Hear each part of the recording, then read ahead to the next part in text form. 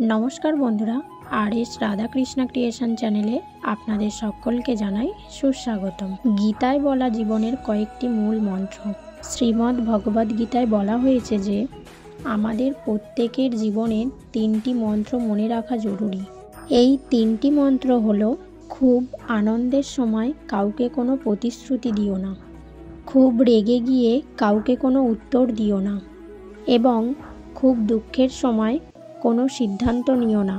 শ্রীকৃষ্ণ বলেছেন, যে ব্যক্তি পরিষ্কার ও সোজাভাবে কথা বলেন তার কথা অনেক সময় রূঢ় লাগতে পারে, কিন্তু তিনি কখনো কারোর সঙ্গে প্রতারণা করেন না।